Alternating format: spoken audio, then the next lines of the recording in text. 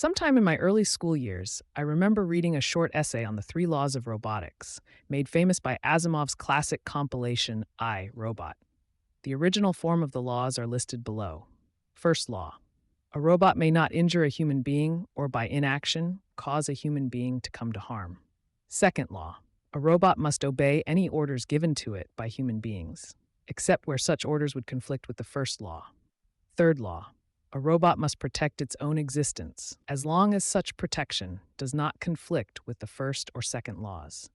At the time, I was impressed with both the simplicity and the reasonableness of the laws, and of the idea that robots would need to be unalterably programmed with such prime directives in order to allow them to interact in society. We would need to have some basis for public trust. Although I have not read much of them, I hear several of Asimov's stories explore the ramifications of these laws in great detail. To get an idea, you can quickly read the plot synopsis of his first essay called Runaround. I also remember hearing that in I, Robot, things go terribly wrong with the three laws. It wasn't until I saw the recent film starring Will Smith that I finally got to see this illustrated. It is a decent film in its treatment of some of Asimov's ideas, although as usual, it is pumped up on action steroids and the more thoughtful elements become somewhat lost in the shuffle. But the main problem in the movie's version is linked to the fact that someone decided to create a master control system that allowed all the individual robots to be coordinated to achieve a central goal. You would think that would be okay as long as the central computer obeyed the three laws, which it does, and would therefore use its great power to protect humanity, which it also does. But the central control system, which undoubtedly has access to global information, is smart enough to observe the fact that we humans harm each other each and every day. Given that this is inevitable, the only way to prevent us from harm is to protect us at all times from ourselves. The master computer decides the only way to do this is to take control of society and of the lives of everyone who could potentially cause harm to someone else. The first objection that comes to mind regarding this solution is that robots are supposed to obey us, not the other way around. But if you look at the three laws, the directive to obey us is second, while the directive to protect us from harm is first. Thus, it is perfectly consistent for the robot to take actions to protect us, even if it goes against our wishes. That, in essence, is the flaw in the three laws, which is thus illustrated.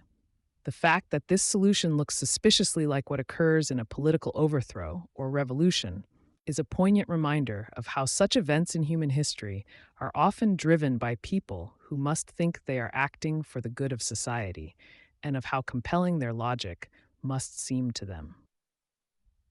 Now that I've taken some time to think about it, I find myself asking about what other flaws might be lurking in the three laws of robotics. They are written using terms that seem clear to us, but which are not necessarily well defined to a logic-driven machine. For example, when I read the second law, I interpreted harm to mean imminent harm. We might expect a good person to try to save us from a dangerous situation, one that presents an immediate risk. We would not expect them to shelter us from any possible harm that might come to us. Would it help to add the word imminent to the second law? It may help, but it would not fix the problem. How do you define imminent? Computers work in terms of probabilities. How probable does the harm have to be to make it imminent? What if there are several people involved and saving some means harming the rest? The laws provide no guidance here, and in fact, our own consciences would have trouble deciding what to do. Do you take the course that saves the most from harm? If the odds are even, do you pick one at random? Now, these laws are not presumed to be all that a robot is about. Each system would have a set of directives that tell it how to make value-based decisions on all sorts of things.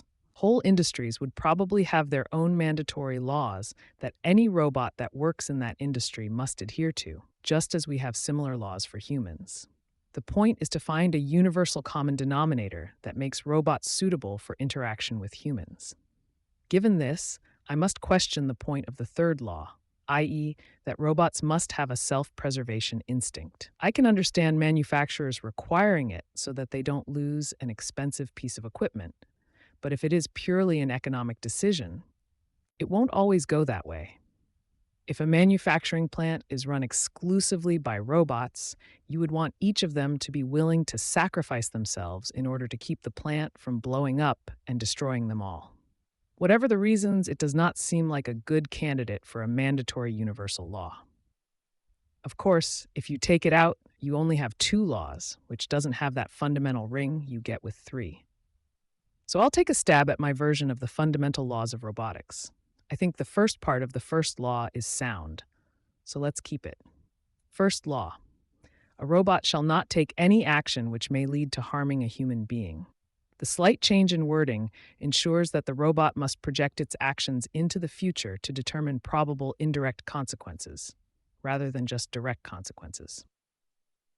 There are still problems, of course. We would need to replace the phrase may lead with a minimum probability, or the robot may never do anything. We would also have to specify how to define and determine what constitutes harm.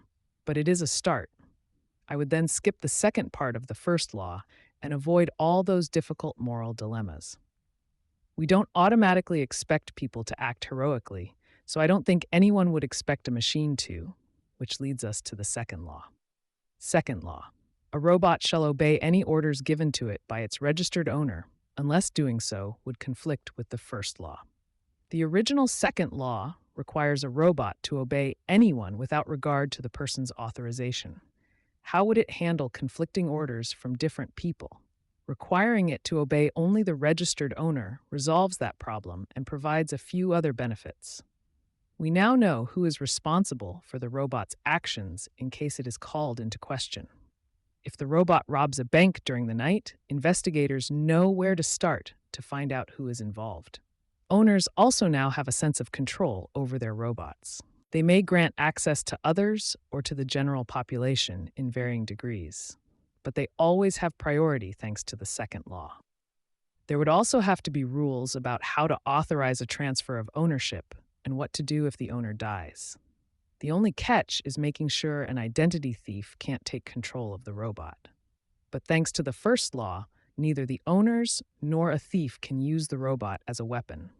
And if someone is in danger, it will be up to the owner to direct the robot to save them, which means it is really the human in command who is intervening. And as mentioned, the original third law would be chucked. Now, the whole robbing a bank idea is something we might want to rule out altogether. I think in order for our robotic friends to get along in society, we would want to require them to be law-abiding citizens. If you require the robot not to break the laws of the land in which it resides, you have essentially put it on a trust level equal to, and perhaps greater than, any person you might meet on the street. The robot could not steal property or use it without permission, could not cheat when preparing someone's taxes, could not lie under oath, etc. This would be a great candidate for a second law, but it would require all robots to have knowledge of all local, state, and federal laws. You could not pre-program it, since laws change across time and location. That opens the door to incorrect instruction, and there goes your trust factor. No, our indelible laws must be universal in nature in order to work. There is at least one behavior that I think would qualify as universal. Something that we all inherently expect robots to do is tell us the truth, but they can certainly be programmed to deceive just as easily as anything else. Or they could be allowed to use deception of others in order to achieve a goal. We humans all agree that deception is not a valid means to an end, with certain important exceptions, like to save one's own life or someone else's. I think we could safely bar the robot from deliberate deception, except if it conflicts with the first law. Knowing that all robots are required to tell the truth provides another crucial step toward gaining the public trust. I would also not allow the robot to be commanded to deceive. This is why it must be the second law in priority. And since robots normally deal in probabilities, we should couch it in those terms. Finally, this does not mean that a robot must be compelled to answer any query. It just must answer truthfully when doing so. So below is my final version of the 3 laws of robotics. First law: a robot shall not take any action which may lead to harming a human being. Second law: when conveying information, a robot shall communicate the information as accurately as possible unless such action conflicts with the first law. third law. A robot shall obey any orders given to it by its registered owner, unless doing so would conflict with the first or second laws. In addition, there would need to be a set of rules about how precise commands from humans to robots must be in order for them to actually follow those commands.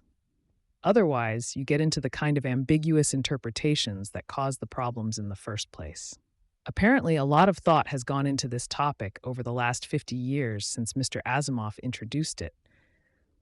And that is fitting, because I'm sure the day will come when we will indeed face the need to implement such a program. I would have loved to have had this conversation with him if he were still with us.